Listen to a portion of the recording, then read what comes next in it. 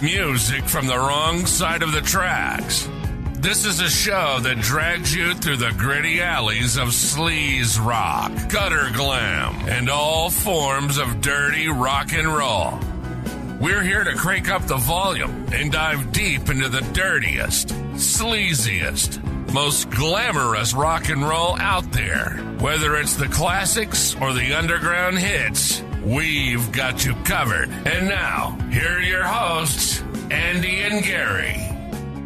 Hey, welcome back to another episode of the Rock and Roll Gutter Podcast. My name is Gary, and with me as always is the creator and co-host of this podcast, Andy. Say hello, Andy. Hello, everybody. Thanks for joining us. Well, today we're going to bring you an episode that we all know that you have been waiting for, the episode on the legendary New York Dolls. Yay. You know, with the recent passing of the last surviving original member, David Johansen, who died on February 28th of this year, we decided it would be a good time, along with every other music podcast on earth, to devote a split episode on both the New York Dolls and the outstanding career of David Johansen. Now, hey, look, when we started this podcast, we knew that in the so-called realm of trash rock, that there were certain kings of the genre, or heavyweights, as Andy and I like to call them. We've already covered a few of them, like the Dogs d'Amour and the Choir Boys, but Andy and I decided early on to space these episodes out and to not top-load our podcast with all the heavyweights right off the bat, so we were saving them for special occasions or milestones met, like reaching a certain number of podcast episodes or downloads from you, the fans.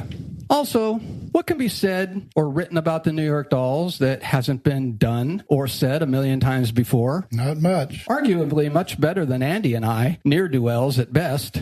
So, we have plowed the same fertile fields as the rest of you do, the good old trusty internet, or untrusty internet, depending upon who wrote the Wikipedia page. Hey, if it's on the internet, it must be true. It must be true, right, Andy? Exactly. You know, Andy and I have tried our best to make sure what information we give you is true and accurate. By our best, I mean not at all. No effort given. Who has that kind of time to chase down pesky facts? Facts. So take what you hear with a grain of salt, and the rest, they say, is close enough for rock and roll. Damn right. And for those of you out there who are unfamiliar with the New York Dolls and their music, blasphemers! How could you? How would you describe their music to them, Andy? The New York Dolls music is a kind of a raw, high-energy blend of, say, proto-punk, glam rock, but they also threw in some rhythm and blues influences. Their sound combined that raunchy, stripped-down sound of, say, 70s Rolling Stones with that aggressive attitude and the sneering vocals that later on would define punk rock. Punk rock. Can it be defined without sneering? I don't believe it can, because otherwise it's just yacht rock. It's sneering. This band played fast, loose, and loud. You had Thunder's snarling guitar solos, Johansen's gritty vocals. There's that grit word again. Grit. And Jerry Nolan's tight but swaggering drumming driving their songs. You had tracks like Personality Crisis and Trash, which showcase their mix of garage rock, right word, grit. More grit. Theatrical gender-bending glam aesthetics, which, made them pioneers of punk even before punk existed. Their fashion sense was light years ahead of time. What seems like normal today with, say, your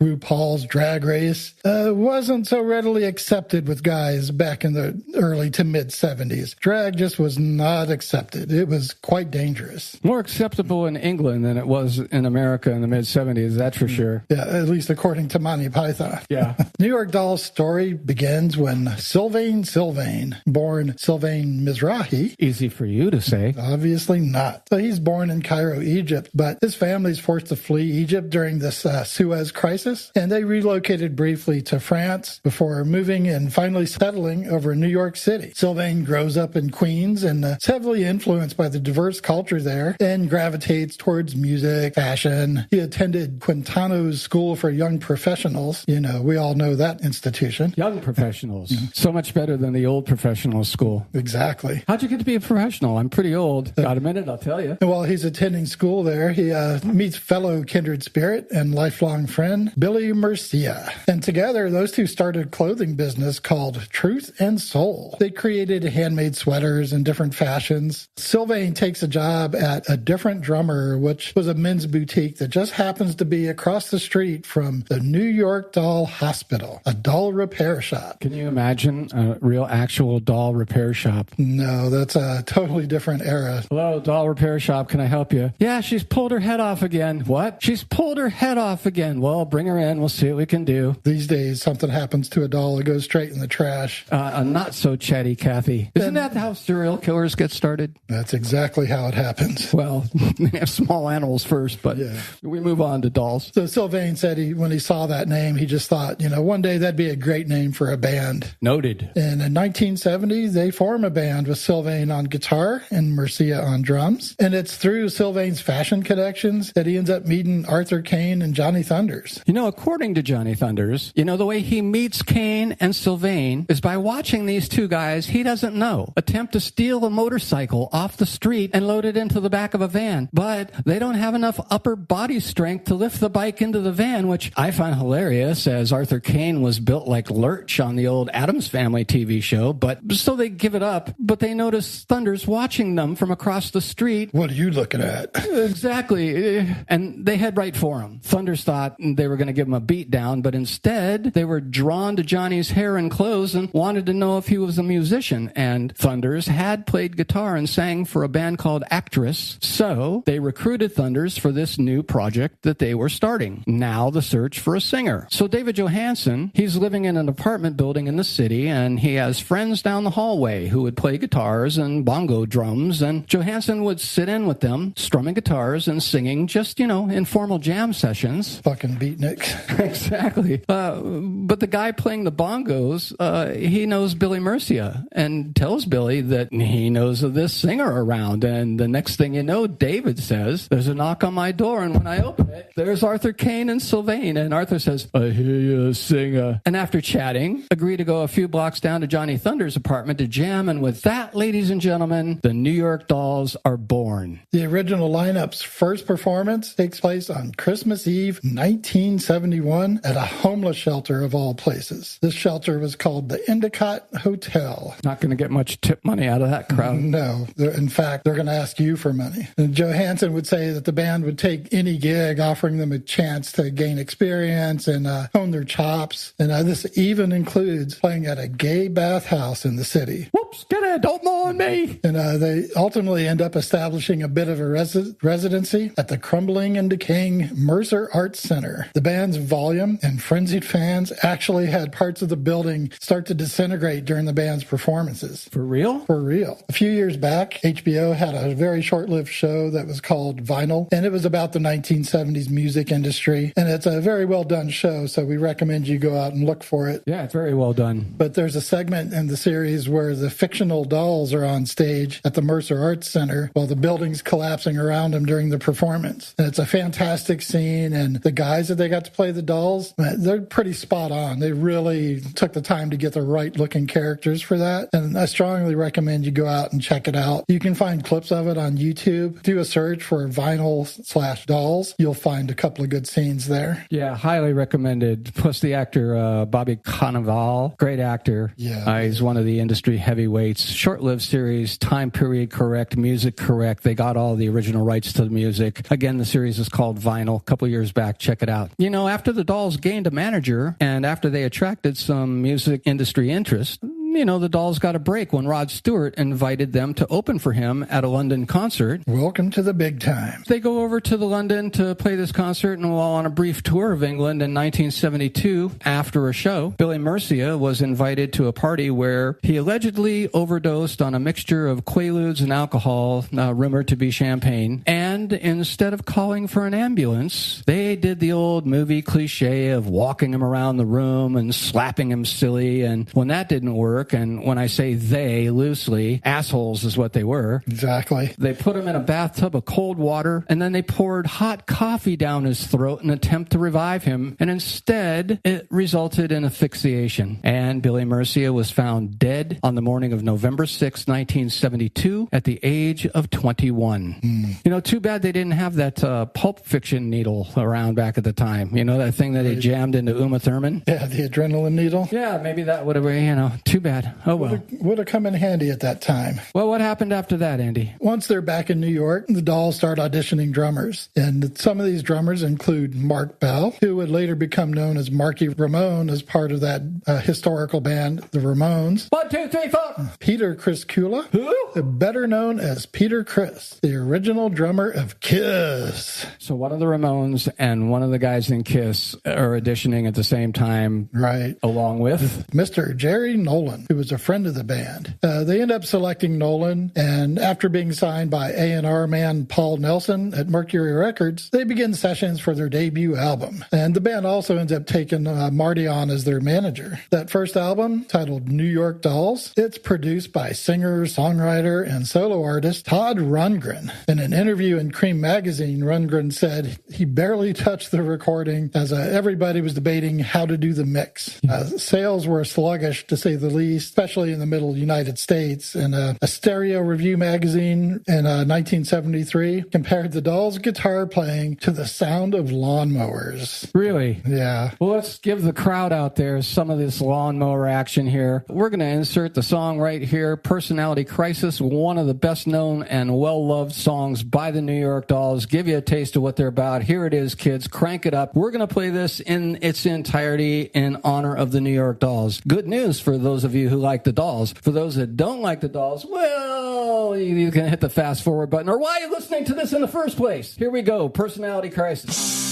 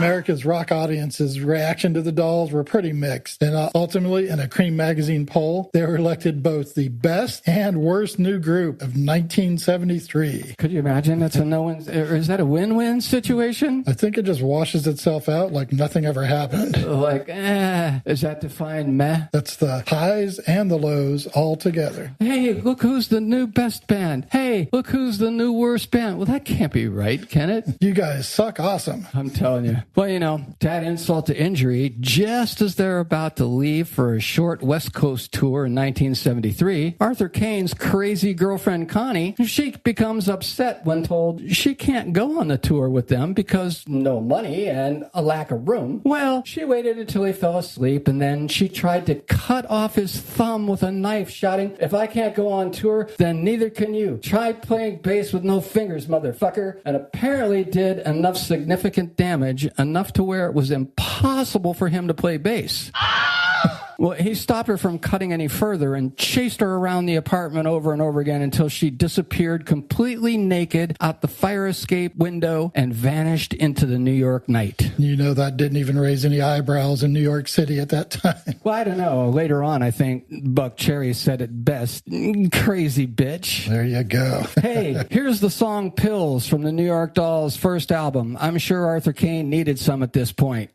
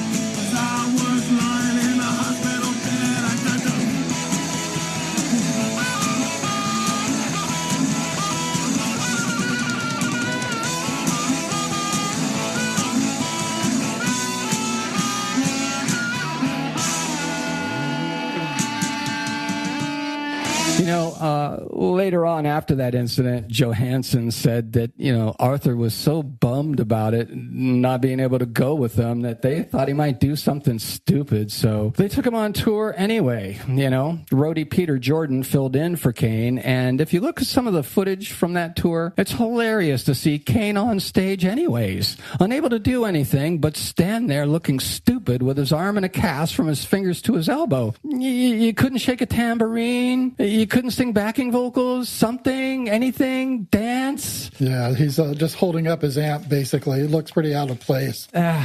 So what goes on next, Andy? For their next album, titled Too Much Too Soon, the group hires producer George Shadow Morton, whose productions for the Shangri-Las and other groups during the mid-60s had been among some of the Dolls' favorite songs. But by 1975, the Dolls were playing smaller venues than they had previously. Drug and alcohol abuse by Thunders, Nolan, and Kane, as well as the good old artistic differences added to the tensions among the members. It's not that I hate you. It's the artistic differences. Right. You have a different vision, and in this vision, I hate you. I just don't like the way you breathe. Other than that, you're okay. In late February or early March, Malcolm McLaren becomes their manager. Malcolm McLaren, England's version of Colonel Tom Parker.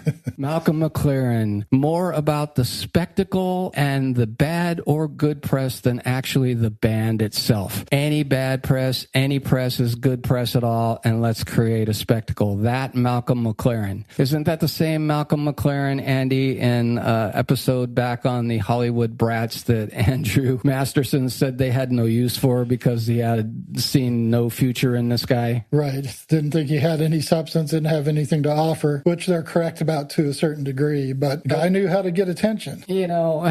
One would argue that obviously McLaren went on to, manage the Sex Pistols, and one would argue if there's no Sex Pistols, then, if there's no New York Dolls, there's no Sex Pistols. If there's no Sex Pistols, there's no Clash. If there's no Clash, it's like books in the Bible, Saul begat, who begat, who begat, who begat, who begat. Exactly. So one of Malcolm's great ideas was to get the band red leather outfits to wear on stage, and got them a Russian communist flag as a backdrop, try and stir up controversy, which apparently nobody cared. Yeah. The Dolls did a 5-concert tour of New York, City. They played in the 5 boroughs. They were supported by the up-and-coming band Television, who later on would be quite memorable from the New York scene. But McLaren takes the band on a tour of South Carolina and Florida. The South, where they're very open to cross-dressing. Yeah, hotbed of, Yeah, hotbed of a lot of things, but not rock and roll. Florida, man. Yeah, so needless to say, things didn't go well. And they didn't end well either. The final straw, according to reports, was when Thunders and Nolan had enough, quit the band mid-tour. I think the last exchange among the band members was Sylvain saying, but what about the Dolls? And Jerry Nolan angrily saying, fuck the Dolls. Ooh. Wrong words. So they end up replacing Thunders with Stephen Duran. Everybody knows that name, right? No. But later on, we would come to know this man better because he would change his name to Blackie Lawless, and he would found the band Wasp. And so he helps finish the tour with the band. Stephen Duran. A lot less threatening when you're throwing meat and wearing a cod piece with a razor blade chainsaw saw blade on it. Right. Stephen just doesn't, Stephen. But now Blackie Lawless. Right. Well, anyways, after their return to New York, the Dolls returned to New York. Their recording contract with Mercury Records, it expires on August 8th of 1975, and subsequently, Mercury dropped the band on October 7th, 1975. So... Sorry, lads, you didn't move the units. Yeah, exactly. You're out of here, The Dolls, though, they resumed playing shows in the United States and Canada, but by then, the writing's on the wall, and the Dolls played their final show on December 30th, 1976 at Max's Kansas City on the same bill as Blondie. And this ends the classic period and lineup of the band. All hail the New York Dolls. Hail! So now we flash forward, or we time travel. Time travel with us. Come on, it'll be fun. Let's go forward 28 years into the future. The year is 2004. Morrissey, yes, that Morrissey, who was a longtime fan of the band to the point that he was the head of their 1970s fan club. Get the fuck out. He organized a reunion of the 3 surviving members of the band's classic lineup of Johansen, Sylvain, and Kane for the Meltdown Festival in London on June 16, 15th, 2004. Nice. You know, the reunion led to a live LP and a DVD on Morrissey's Attack label, as well as a documentary film, New York Doll, on the life of Arthur Kane. You know, however, future plans for the Dolls were affected by Kane's sudden death from leukemia just weeks later on July 13th, 2004. But the Dolls carried on and released their first new album in over 32 years when they dropped the album One Day It Will Please Us to Remember Even This on July 25th of 2006. Multiple tours followed with a rotating cast of musicians, you know, too many and too numerous to mention here, but, you know, if you counted them up on different various pages or whatever, there's at least 20 different members, not counting the original lineup that have passed through the ranks of the New York Dolls. 2 more albums would follow. 'Cause I Said So was released May 5th, 2009, and Dancing Backwards in High Heels, which was released March 15th, 2011. Ironically, that album, 'Cause I Said So, was produced by Todd Rundgren again. I guess he didn't learn his lesson the first time. I'll give it another shot, lads. Yeah, so he was behind the board obviously on that first debut album that was released back in 1973. I'll do another one in 2011 for you guys. I forget how it went the first time. So yeah, sure, I'll work with you again. I hardly touched the board. You know, when David Johansen was interviewed and asked what he remembers about that first New York Dolls album, he said he doesn't remember a thing except that the lights on the soundboard were pretty.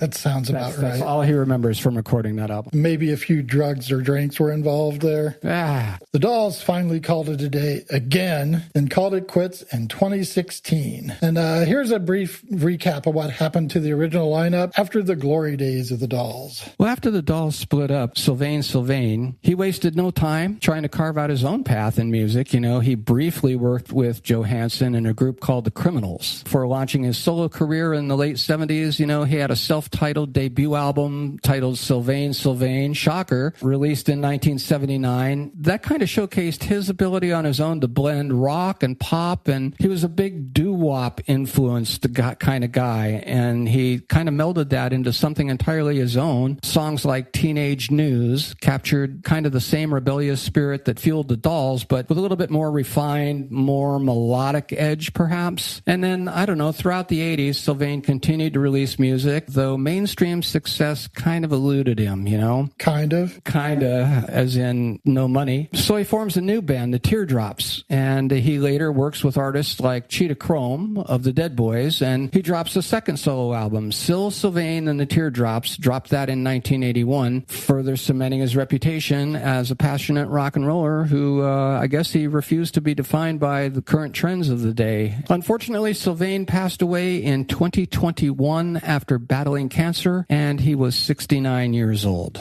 69. Who's next on the list, Andy? Next up, we've got Arthur Killer Kane. Following the band's breakup, Arthur Killer Kane attempts to launch new musical projects, including the band's Killer Kane and the Idols, but none of these gain any traction. His struggles with addiction and sense of unfulfilled potential, they led him into a period of deep personal despair. In the 1980s, Kane's life took a downward spiral. He moved to Los Angeles, where he lived in pure poverty, battled alcoholism, and then his wife's untimely death just further exacerbated his situation. Is there ever a timely death? Well, maybe. However, in the early 1990s, Kane experienced a dramatic personal transformation when he converted to the Church of Jesus Christ of Latter-day Saints, Mormon for those of you unfamiliar, finds solace in his faith and gives up drinking and ends up finding work at the LA Family History Library. And in 2004, as mentioned before, Morrissey, a longtime New York Dolls fan, organized a reunion for the band at the Meltdown Festival in London. And Kane eagerly joins Johansen and Sylvain for the performance, which marked his triumphant return to the stage after nearly 3 decades. And I'm just going to point out here, I find it odd and funny that Morrissey, number one, would even listen to any music that's fun, like the New York Dolls, but liked them enough to be a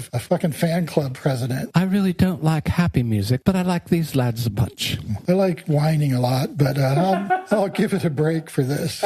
Hey, if it wasn't for Morrissey, there would have been no reunion and no DVD and everything. So exactly, yeah. The reunion was a success. Kane expressed immense joy at playing music once again, but just weeks after that performance, he's diagnosed with leukemia. Tragically, Arthur Killer Kane would end up passing away on July 13th, 2004 at the age of 55. You know, he didn't even know he was sick, according to Johansen. None of the band members knew, and neither did he. Yeah, no one knew. It just was like a surprise to everybody. Just a mere week or, after getting back from the tour. Right. I guess, though, he got to play one more time. There's, Well, you see, he had that high there at the end where, he got to relive something. So that's a good way to go out. Absolutely. But did you know that supposedly Johansen didn't attend that first day's rehearsal with the band because he was afraid that Arthur wouldn't be able to do his part, and he didn't have the heart to break it to him that he wasn't going to be able to be a part of the reunion. So he didn't show up till the second day after the band reported back to him that everything went fine. So Arthur was in. Yeah, but wasn't there kind of a sub-story that Arthur had a beef with Johansen because Johansen took all the popularity and took the main star structure or whatever, and then when he didn't show up for that first rehearsal day, that Kane thought it was more rock star behavior. Right, yeah, more rock star bullshit. Didn't they eventually get together though? Yeah, they sorted it all out, but there was I guess Kane blamed Johansen a lot for what went wrong with the dolls, but anybody with a brain can look at the dolls and see exactly what went wrong. I mean, choose from a list of 10 to 15 different items that went wrong, Johansen being probably one of at the bottom of the list. Well, I wouldn't necessarily say that Arthur was going to be the brains behind the organization, but no. I do not disparage the dead. Right, not making fun of him, but he's also the one that was recording in the studio, playing his bass. Todd Rundgren had to come in and plug it into the amp because he didn't even realize it wasn't plugged in. Hey, it's all modern, man. I just show up and play, right? You guys do the knobs, I'm doing my part. I'm hitting the strings. So in the long run, Andy, what would you say Arthur Kane, Alex Kane, what's Arthur Kane's story? It's, a story of tragedy, but also redemption. He faced immense struggles. His impact on punk rock, though, remains significant. He's, part of a groundbreaking band that without them, a lot of punk bands probably never would have done anything. But his journey ends up being immortalized in that 2005 documentary, New York Doll. And that show, it highlights his transformation from a falling rock star to a man at peace with himself. So, like we said earlier, at least he did go out on a high note. Rest in peace, Arthur. Next on the list is the drummer Jerry Nolan. This is the drummer whose thunderous beats helped define the sound of punk before, again, punk even had a name, really. They're really not a name yet, but headed in that direction. Right. He was often labeled as stylish, rebellious, undeniably talented, and he kind of left a lasting impact also on rock and roll. In 1972, he replaced Billy Murcia as the drummer of the New York Dolls after Murcia's tragic passing, and with that, he immediately brought a new level of professionalism to the band with tight and powerful drumming that perfectly complemented the Dolls' raw energy. And, that drumming can be heard on the Dolls' second album, Too Much Too Soon, released in 1974, where his crisp, driving beats helped shape the band's signature sound. Plus, he had a hot pink drum kit that was to die for. Hot pink? Being a drummer myself, where does one find a pink drum kit in the early 70s? I'm not sure, but that was also what got the attention of the Hollywood brats. They were very impressed by that drum kit. Look, the band's fucking rubbish, right? But where did they get that fucking drum kit then? Well, when the Dolls splintered in 75, Nolan, he teams up with Thunders, and both of them form the Heartbreakers, which is another seminal band in the punk movement. If you don't know anything about them, you should. And on their land-breaking album LAMF, Like a Motherfucker, in 1977, Jerry's drumming is regarded as one of the best performances in punk rock history, but I guess you'll be the judge of that, audience listeners. But, he had artists like Clem Burke of Blondie, who's a monster drummer. I love that guy. Yeah, very good. Marky Ramone of the Ramones. They both cited Nolan as an influence, and, so he couldn't have been all that bad. Right. Nolan continued to perform sporadically in the 80s and early 1990s, but this dude had a lot of ongoing health struggles, and in 92, he was hospitalized for pneumonia, and while he was in the hospital with the pneumonia, he suffers a stroke in recovery, or not so much recovery, right. And he passes away on January 14th, 1992, at the age of 45. That's a sad loss. Moving on, Andy, who do we have next? We're talking about a man whose music and style influenced generations of punk and glam rockers. A man whose raw talent was only matched by his self-destructive tendencies. Ladies and gentlemen, the man, the myth, the legend, Mr. Johnny Thunders. Dun, dun, dun.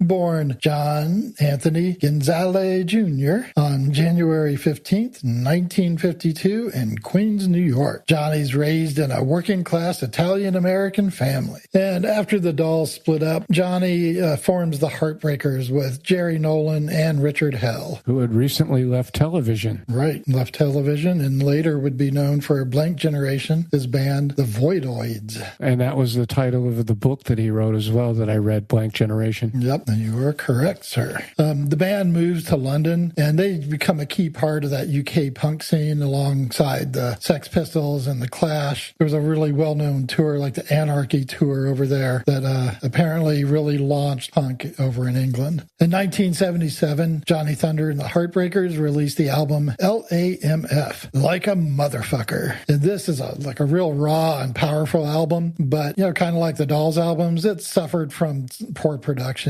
Sometimes the drums sound like he's just beating on cardboard boxes. I hate that. But then, there's internal conflicts, and then Johnny's increasing heroin addiction led to the band's dissolution. Apparently, Jerry also was doing heroin all the time, and his problem with Johnny doing heroin was that he said Johnny was a sloppy junkie. He wasn't a stylish junkie. Yeah, well, I don't know, Jerry Nolan. You keep slowing down those beats, brother. What's going on? Right, yeah. There's a fine line, apparently, in a junkie style. But junkie etiquette. Finally, Johnny ends up going solo, and he releases the album So Alone in 1978. This album featured contributions from Steve Marriott of Humble Pie, Phil Lynott of Thin Lizzy, and even included some of the Sex Pistols. There's songs like You Can't Put Your Arms Around a Memory, which really showcased Johnny's vulnerable songwriting side. It wasn't the usual heavy, hard, aggressive music. It was more acoustic-based. Years later, Johnny would be really proud of the fact that Bob Dylan said that Memory song was one of the songs he really wished he had written. So that's a pretty big feather in your cap there. And then Johnny, he continues to tour and release music throughout the 80s and into the early 90s. But, he struggled with drug addiction all along. It never ended with him. But in 1991, Johnny moves to New Orleans, and he's attempting to clean up his life a little bit, kind of fresh start in a new place. But ultimately, Johnny is found dead on April 23rd, 1991, under somewhat suspicious circumstances. Well, wait a minute. He moves to New Orleans in 91.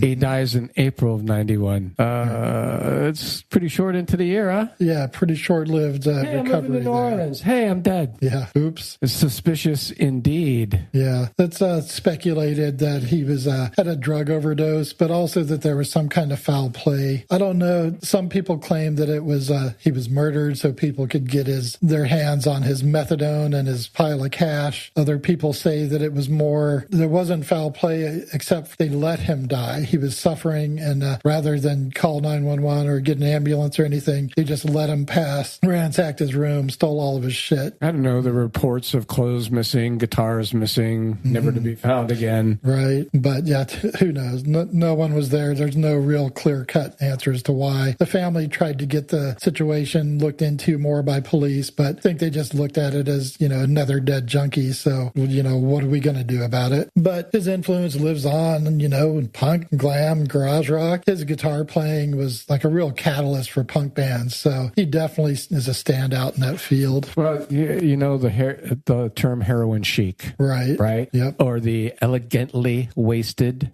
term. He embodied both of those, I guess. A lot of people, I don't really say idolize him because of that fact. He was just an alternative alternative cat, and dark side of rock and roll catches up to everybody eventually. Yeah, unfortunately, he's known more for that at times than for the music that he really helped create. Well, some of the reports also said that there wasn't enough drugs in his system to kill him at the time, and it was discovered at that time, too, that he was also battling leukemia at the time, and I don't know how severe that was, but that certainly didn't help matters. Right, yeah, so it may have just been like that perfect storm of enough drugs coming along, the leukemia, maybe it all just culminated at the wrong time, and that took him out. I don't know. We're still talking about him, so there you go. Johnny Thunders burned bright and fast, but he left behind a legacy of music that still inspires generations today and will continue into the future. Bands like the Ramones, the Replacements, the Libertines, Social Distortion, they all owe a debt to Johnny Thunders. He was part chaos, he was part beauty, and he was pure rock and roll, right down to the core.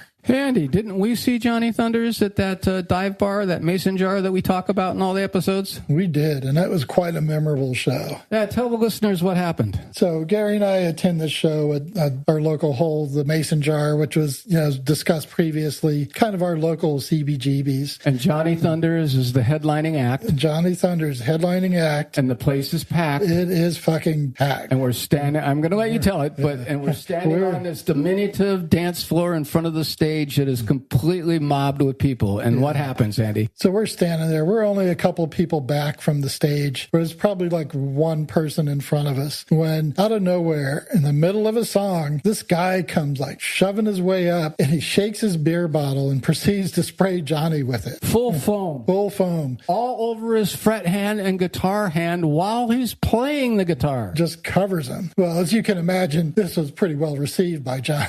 I've never seen a look like that before, Yeah, you've heard of death stares. The whole looks could kill kind of thing. Right, absolutely. That's what was going on. So what happens? Johnny's Johnny on his guitar. Right. So Johnny moves up to the front of the stage and gestures for the guy to come closer. Beckons. And you can see from the look on Johnny's face, he's working something up. Is he going to have something to say? Yeah. Not sure that he was going to say it with words. What does happen is Johnny releases a massive loogie straight at this guy. Gary and I, right in the line of fire, we have the foresight to each split. Gary leans left, I lean right, but the other guy doesn't move. So guess what hits him right in the fucking face? Blunt force trauma. Yeah, gob-stopped.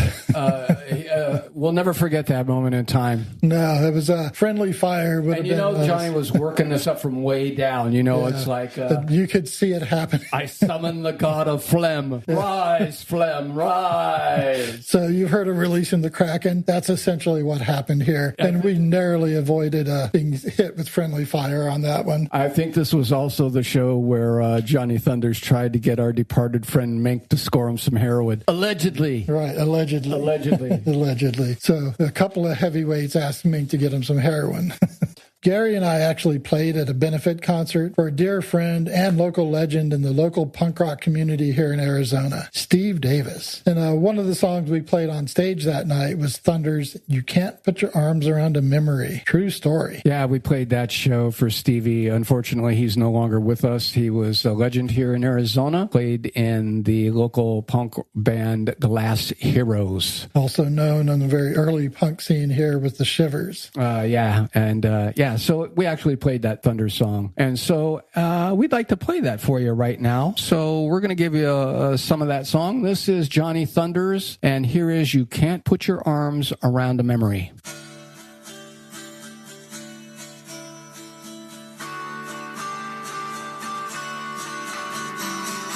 It doesn't pay to try.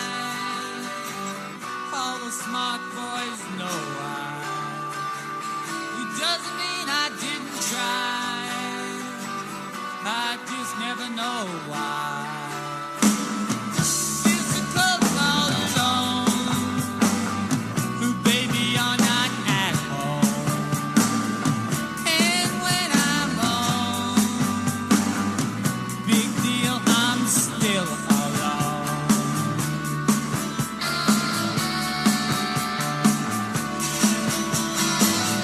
It's a restless I am, beat my head against the pole.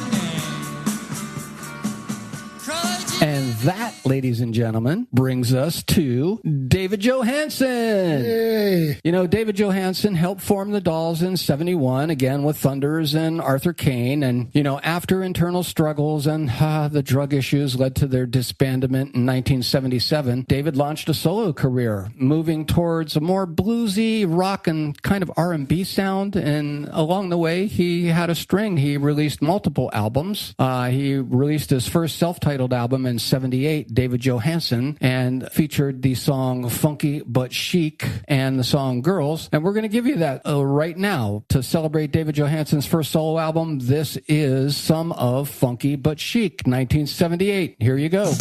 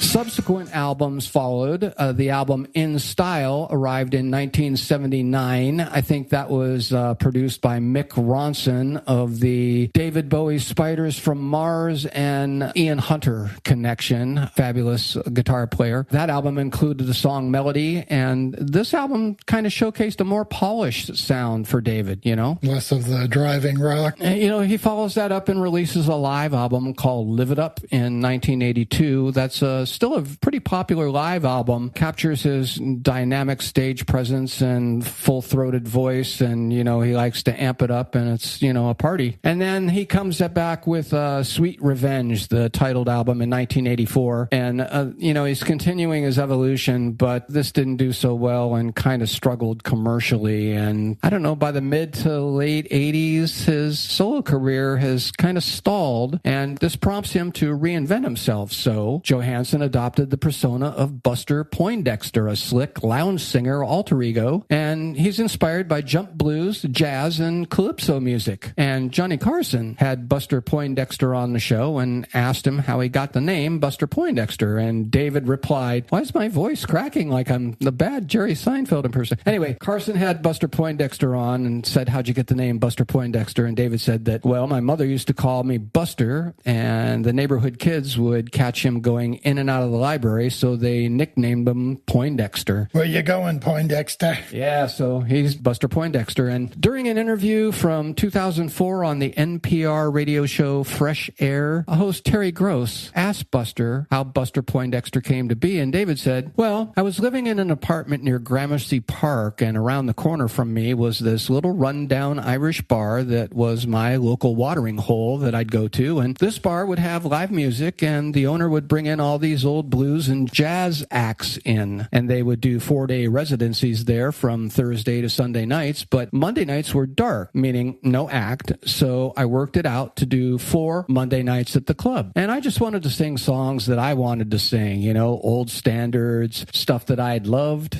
whatever. I billed myself as Buster Poindexter to keep it on the down low so I wouldn't have people shouting for the Johansen or Dolls songs. Play Personality Crisis. Damn it, I'm Buster Poindexter. And what started out as a small 3-piece band eventually morphed into 13 fucking people on stage, and as word of mouth grew, it kind of turned from a lounge act into a Las Vegas spectacle, which leads us to Hot, Hot, Hot in 1987, which is his biggest hit, but it's not even his song. It's a cover of a calypso song by an artist by the name of Arrow, but he covers it. It becomes a dance floor favorite. The song brings him huge mainstream recognition, even though it was kind of viewed as a novelty hit. But during the interview, host Terry Gross was kind of, spinning songs highlighting Johansen's career, like the New York Dolls, and she gets to Buster Poindexter and said, I'd like to play some Buster Poindexter for you. And David jumps in immediately and says, please don't play Hot, Hot, Hot.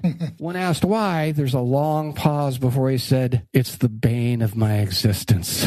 So, given that, from the word of David Johansen, here's a brief taste of that song so you can curse Andy and I for that horrific earworm. Here's Buster Poindexter and Hot, Hot, Hot. Hot, hot, hot.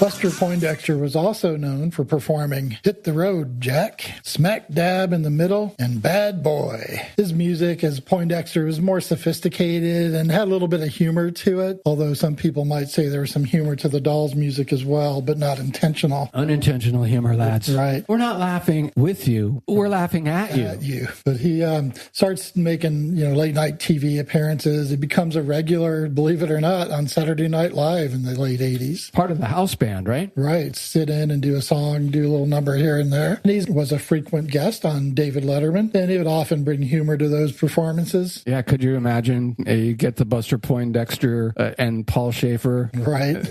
Two Jews. Right. Let it fly. But he also released Buster Poindexter's Happy Hour, which was a 1994 album. But as Poindexter, he released albums in 1987, 1989, 1994, and 1997. That's a pretty good string considering. He really was prolific in his post-Dolls career. I mean, you can't argue that. And, all of his music was, as Poindexter at least, is a mix of blues and jazz covers that, continued that lounge lizard persona he was using. Even though that Buster Poindexter character brought him a lot of success, or at least mainstream success, Johansen later referred to this as his alimony gig, implying it was more of a financial stability move than it was for artistic fulfillment. Gotta pay the lawyers, lads. Pay the lawyers. lawyers. Got to have rent in New York City. What was I thinking? By the 1990s, he reinvents himself once again. This time he forms David Johansen and the Harry Smiths. Who? Which was, I guess, a folk group inspired by early American roots music, not to be confused with the Harry Johnsons. Oh, well, there you go. Some of the key albums from his career from that period was David Johansen and the Harry Smiths, which was released in 2000. And it's just, a collection of blues covers, as it was inspired by the anthology of American folk music that was compiled by Harry Smith. Who? Yeah, right. Shaker was released in 2002. This was another blues-driven album that,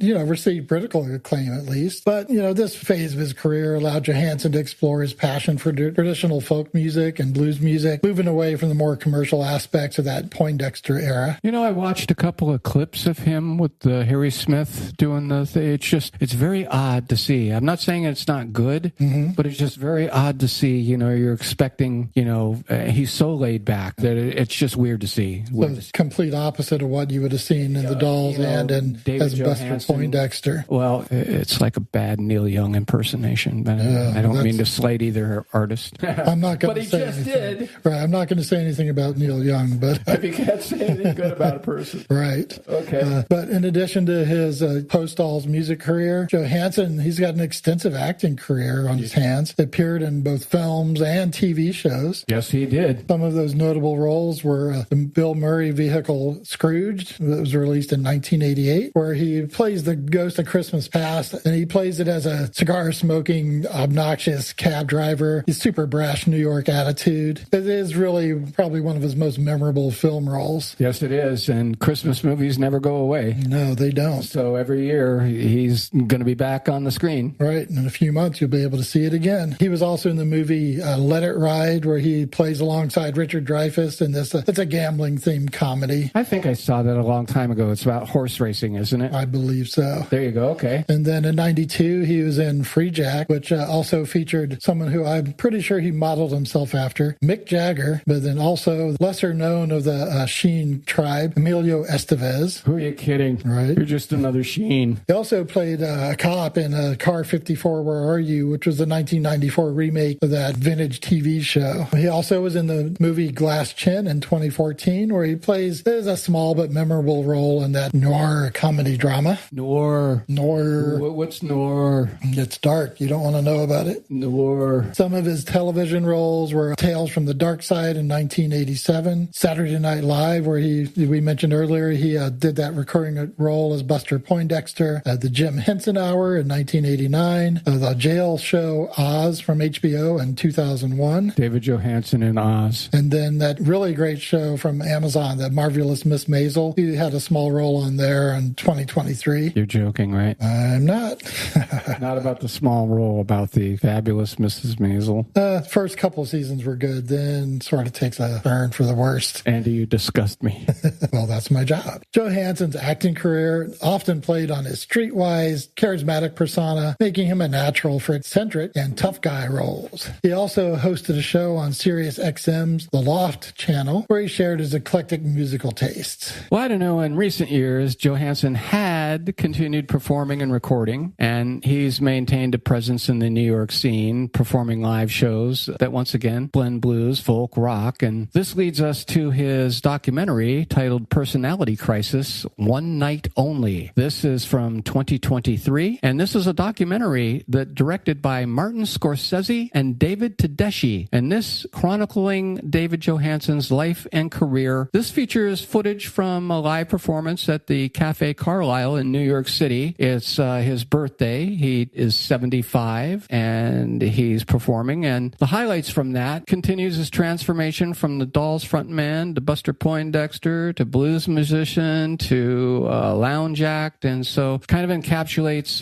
his whole career, and it's out there on different streaming platforms. If you want to find it, it's out there. And to have Martin Scorsese involved in that, talk about your heavy hitters. Well, he did the Stones one recently. I forget the title title of it. He did The Last Waltz with the band on Thanksgiving Day in 1976. So this isn't the first go-around for Scorsese and musicians, but he usually does it right. Yeah, he's very good at what he does. I watched it, and yeah, it's all right. You know, it is what it is. He's 75. It's his birthday, and he's performing old standards in Buster Poindexter's voice in a lounge setting to a small, sparse crowd. It's very hip. It's very cool. He's very well dressed. He's elegant, and he's David Johansen. What do you want? Yeah, you have to be a fan. If you're not a fan, you may not enjoy it. Yeah, well, if you're expecting him to be prancing around and doing doll songs, it's far from that. But, you know. No high heels and makeup, at least on him. And unfortunately, this brings us to David and what happened recently. And this is what was written officially. David Johansen, the charismatic vocalist who fronted the New York Dolls and found solo success under the moniker Buster Poindexter, died on Friday, February 28th, 2025. His family revealed that he had been in intensive treatment for stage 4 cancer. He was also battling a brain tumor and had broken his back in a nasty fall as well. The punk pioneer died of natural causes after nearly a decade of illness, according to the publicist's statement. Johansen died at his New York City home, holding hands with his wife, Mara Hennessy, and daughter Leah, surrounded by music, flowers, and love, the statement read. Andy, what do you have to say about David Johansen? Now, David Johansen's post-New York Dolls career is really incredibly diverse. I mean, you have music like rock, blues, you have jazz, he had a film career, he did television, and unlike a lot of his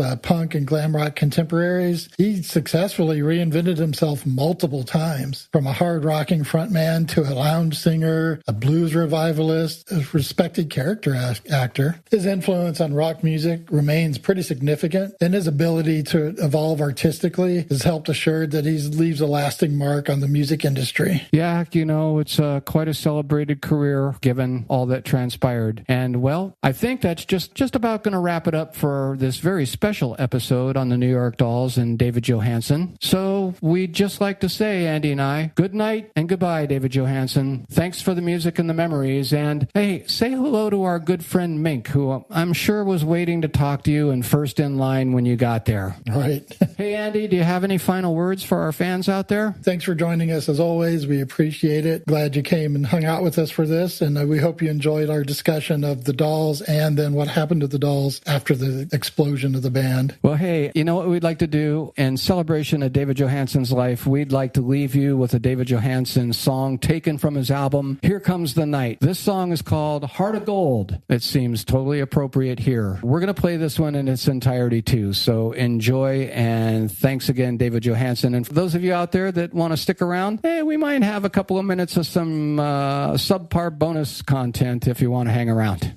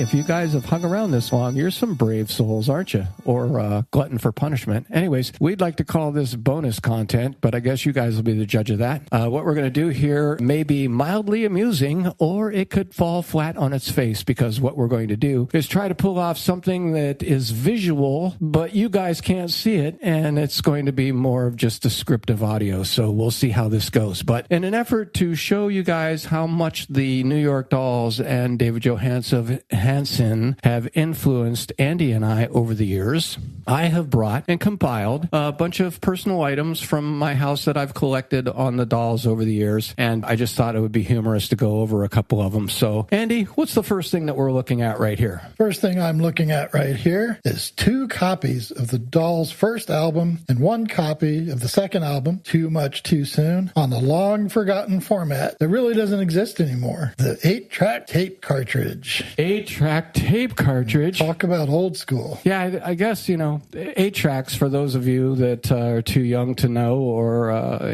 just a little quickie here. It was kind of basically the first time you could control what music that you wanted to listen to, I mean, sure, all cars had radios, and you could have a portable transistor radio, but, you're still at the mercy of what the DJ wanted to play, right, along with the insufferable commercials. But 8-track tapes were one of the first portable mediums that you could take with you, and you could play what you wanted to play.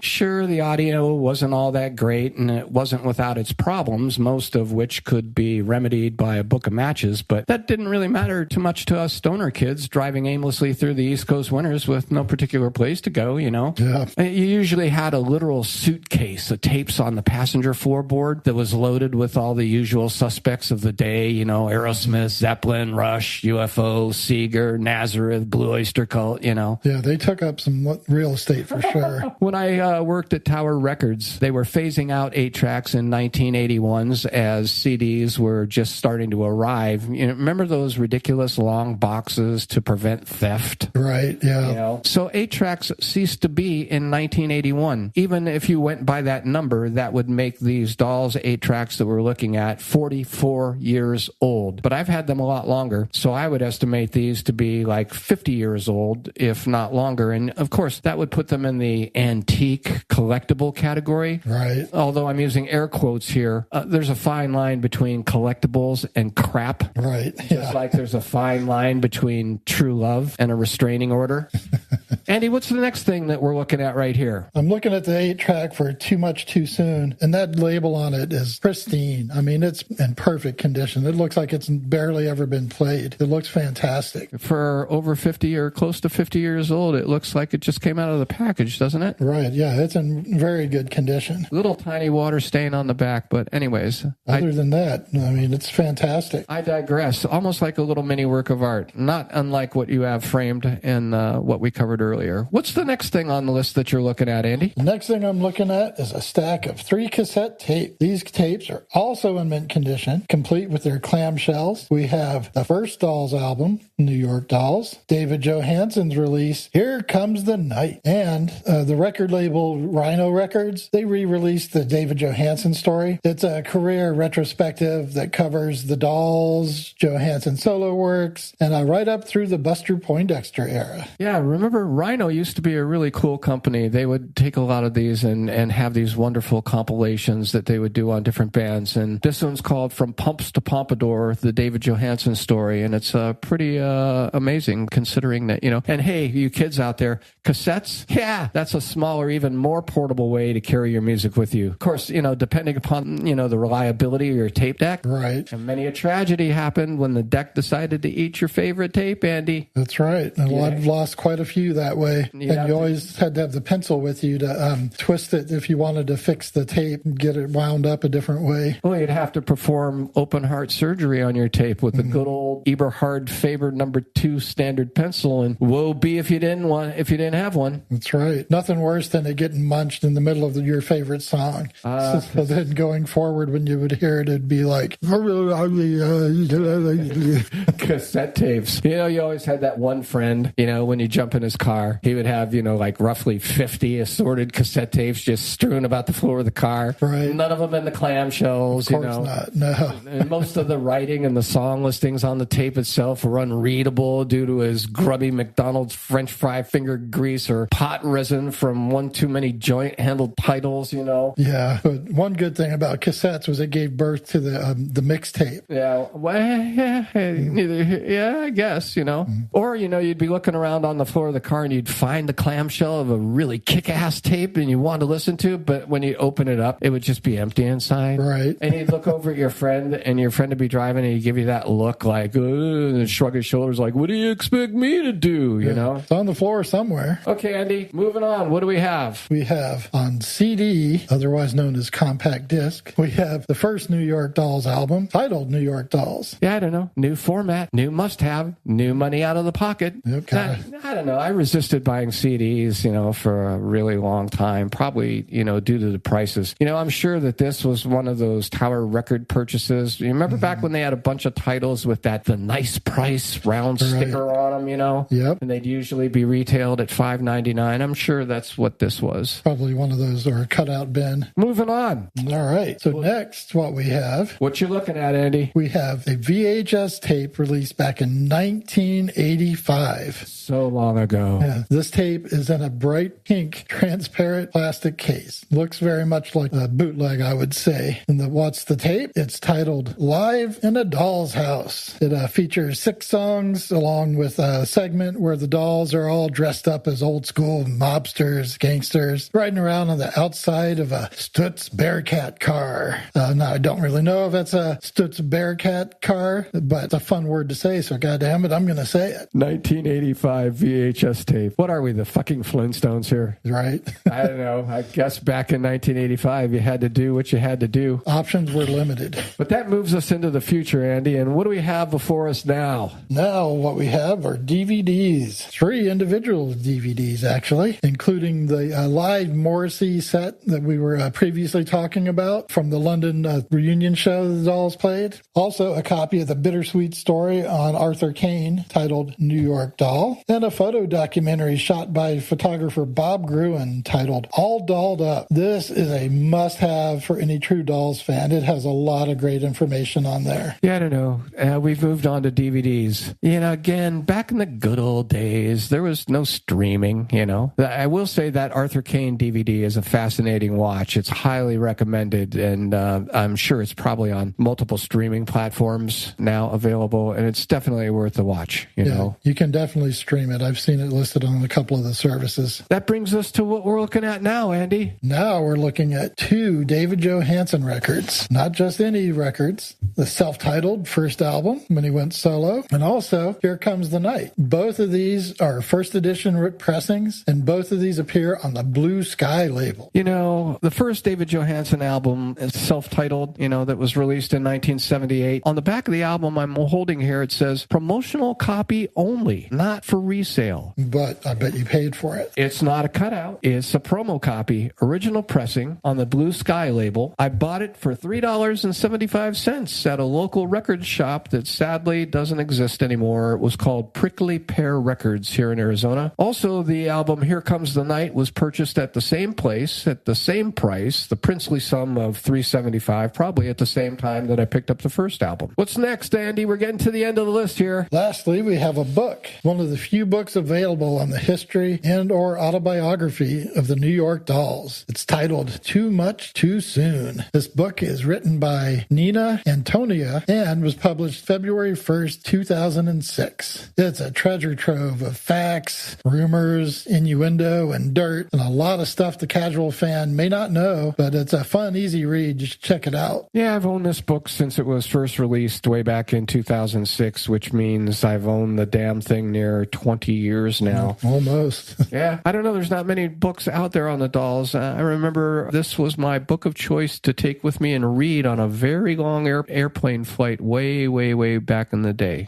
And also, I'd like to mention that as we sit right here in this studio, as we record this, Andy, he has framed album covers that he's displayed as art. Out of all the multitude of albums in the entire free world over all this time, any album that he could choose from, Andy chose only 8 to display on his walls. Andy, do you care to describe in detail what one of these choices were? One of the first choices when I decided to add the records to the wall was the New York Dolls' second album, Too Much Too Soon. It's in good condition. You can still play it if I wanted to take it out of the frame, which I'm not going to. Honestly, this is probably my favorite Dolls album. They kind of tightened things up a little bit. Their songwriting was a little bit better. They had their shit together a little bit more. My favorite Dolls song, Human Being, is on there. So I feel like that song really brings together everything you need to know about the Dolls. It has the aggression, the anger, the dirt, just the attitude is just pouring out of that track. Definitely look it up. Well, I guess the reason we did this was not to,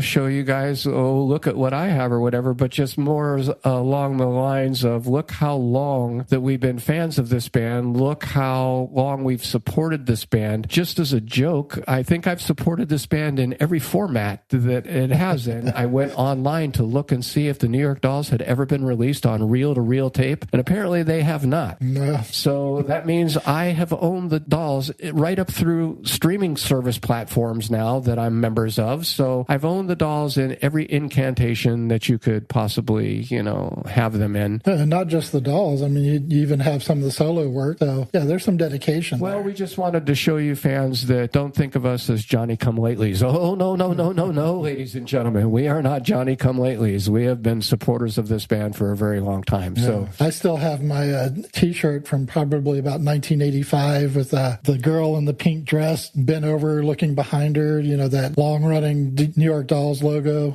This shirt looks like it would fit my 6-month-old granddaughter now, and I'm not sure how I ever fit into that thing. I don't know. It pictures time capsule, travel back, yeah. But anyways, that's it for the show and the bonus content. We just wanted to show you guys, we've been following these guys for a long time. I've got 8-track tapes that are 50 years old for the New York Dolls, for God's sake. So thanks very much. We'll catch you on the next episode. Thanks, Andy, what do you got to say? Thanks, everybody. Take care and keep it trashy. Keep it trashy. And to our fallen comrade, Mr. Mink, I think Pink Floyd said it best. Wish you were here. You're here in spirit, brother. Godspeed, Mink, wherever you may be.